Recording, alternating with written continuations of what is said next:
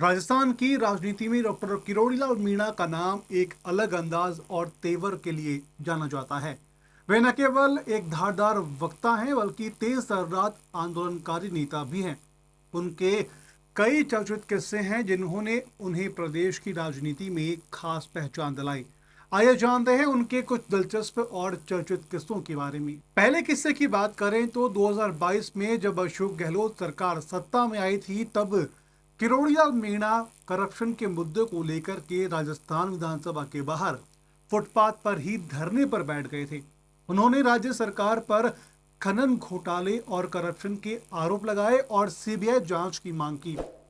इस धरने की खास बात यह थी कि उन्होंने एक आम आदमी की तरह फुटपाथ पर सोने तक का ऐलान कर दिया। सरकार पर जबरदस्त दबाव बना और यह मुद्दा काफी चर्चा में रहा। वहीं दूसरे किस्से की बात करें तो डॉक्टर किरोड़ीलाल मीणा का आंदोलन करने का तरीका अनोखा और अडिग रहा है। 2008 में जब वे एसटी आरक्षण के लिए लड़ाई लड़ रहे थे, तब उन्होंने पहाड़ों पर चढ़कर के आंदोलन किया। इस किस्से में खास बात यह थी कि सरकार से सीधे टकराहट के बावजूद किरोड़ीलाल मीणा पीछे नहीं हटे। यह आंदोलन इतना बड़ा बना कि सरकार को आखिरकार समझौता करना पड़ा। तीसरे किस्से में जब किरोड़ी वसुंधरा राजे उस समय तत्कालीन मुख्यमंत्री थी, उस समय उनसे भिड़ गए थे।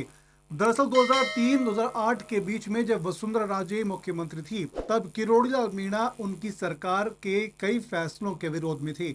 एक बार वे इतने नाराज हो गए कि उन्होंने कैबिनेट मंत्री पद से इस्तीफा दे दिया और खुलकर के सरकार के खिलाफ मोर्चा खोल दिया।